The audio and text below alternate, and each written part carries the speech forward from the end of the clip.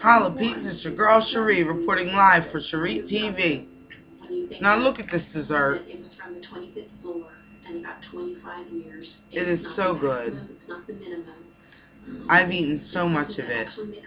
It was in a big pan, now it's in a Tupperware dish. So good.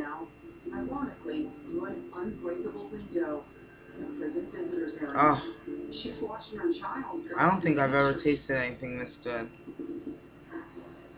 I'm watching my child grow behind glass.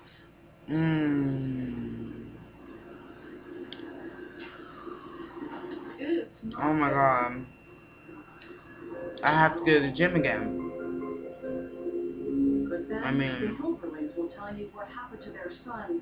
like I need to spend the night at the gym. We would never let anybody come between us. I need to be up in there for 24 hours working out the whole time. I don't know how many calories is in this. Baby said actually not many. It tastes so good. Oh my god. Diane works. When I come home, I'm gonna smack you. Every time I see a football. Right on your little booty. I hear the word football, I think of there's so many things. Oh no, she might like that. Because he was in my life from day one, and he never left. So when he's not gone, that's the best part. That's all for this edition of Dateline. We'll see you again for Dateline Wednesday at 8, 7 Central. I'm Lester Holt. Rock Center with Brian Williams starts now.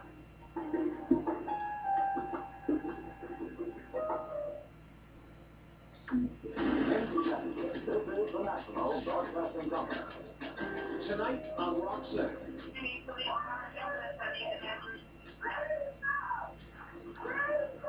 A woman fighting for her life makes a frantic call to 911, but help doesn't get there in time. Her family and police blame this 911 operator, who tonight comes out of hiding and talks about her role for the very first time with Kate Snow. How could you not stand up and scream and say, hey, I got to get somebody to this person right now? I didn't hear it. If I heard as much as you're saying, then I would have. Also tonight, he's one of the last victims of the Boston Marathon bombing, still in the hospital. And along with his fiancée, he has a statement to make about grit and Boston strong. 11 people would not have the same attitude you have. I am throwing down. I'm so mad. But he's so good. And Zach Galifianakis, actor, comedian, beard enthusiast, and a very private guy, especially considering he's a very big movie star. Sometimes I'll say, you know what, I'm real shy about pictures tonight. I'd love to sign something, write you a note. No thanks. Just walk away. They just want to text their friends, oh, I met that fat dude. Also, the food history we're celebrating tonight, and the late night friends we're going to miss. That and more as Rock Center gets underway.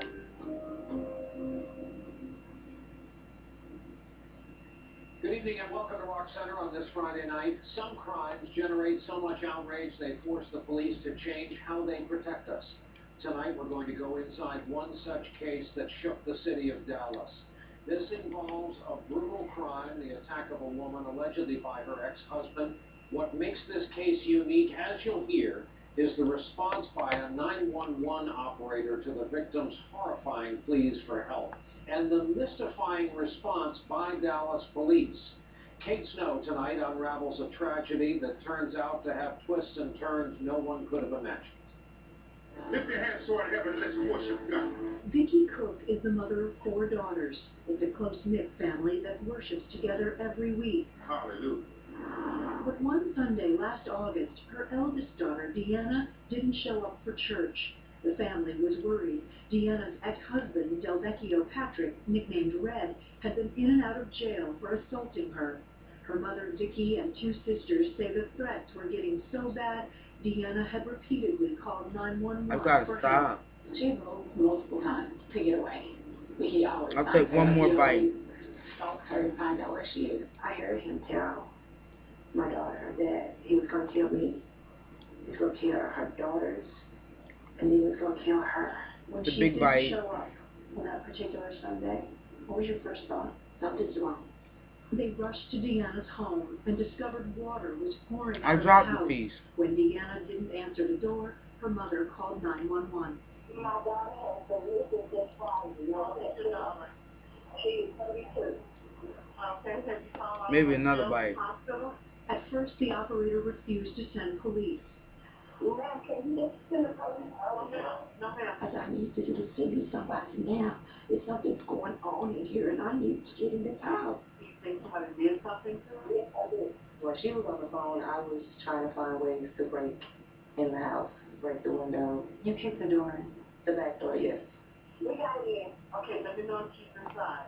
When I went to the house, Just break off another little piece. It was just that much water. Oh, wow. I just looked and I just said, something's going on here. What's going on? And I walked through her house, through her living room, and I looked at the door and it had been kicked. Something happened in here. Her room is shut up. Okay, ma'am, I'm finished police. Somebody been fighting in here.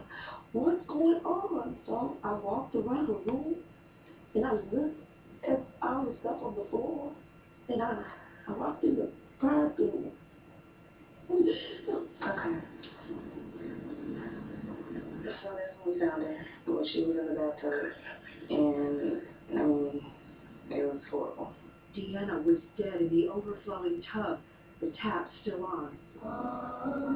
It was a heartbreaking end for a single mother who called her own mother twice a day. We stand with them. Deanna left behind 2 daughters. Anaya is 14, Benicia just turned 16.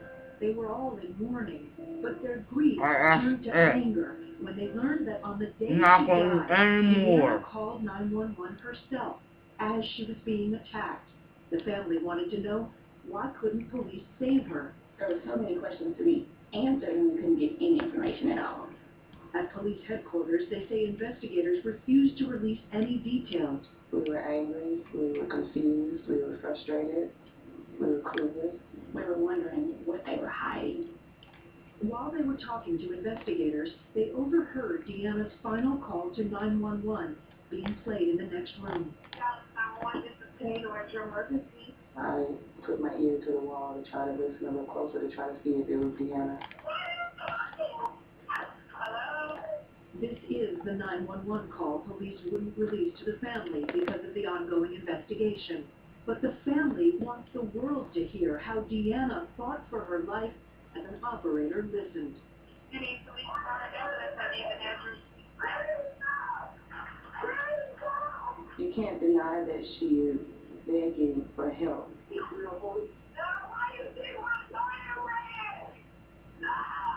She's screaming for help. About 8.5 minutes into the call, Deanna is still pleading with her attacker.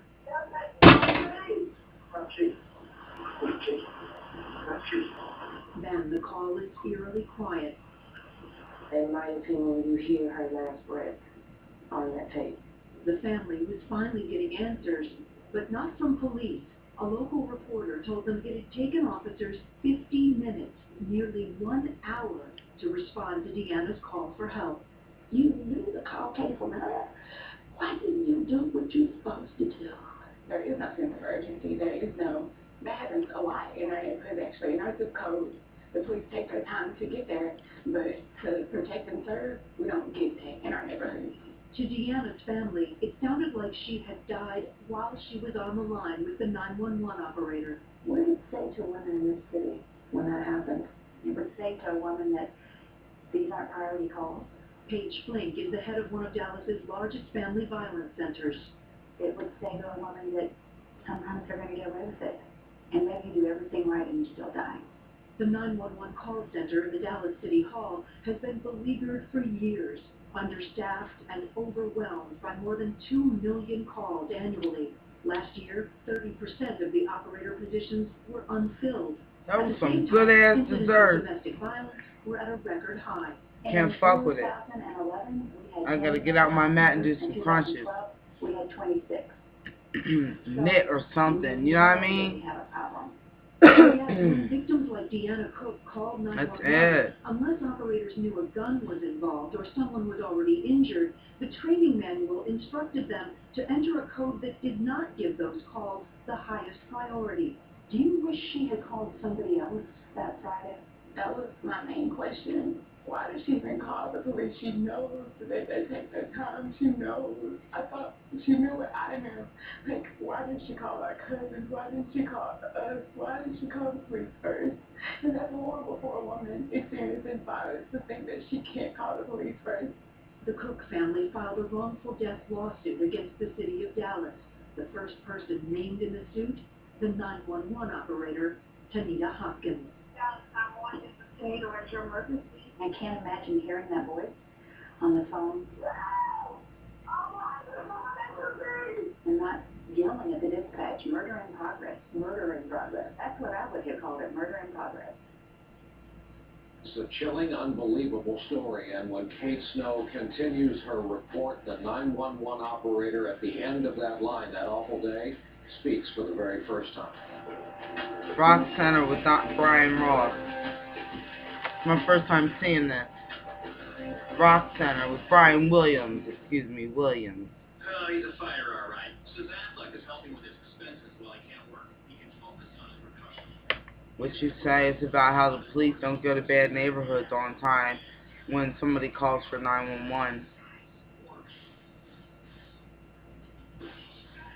This girl, she was calling 911, and her boyfriend was like killing her while she was in process of calling. That's just fucked up, okay? It's just not right. It's just not right, darling.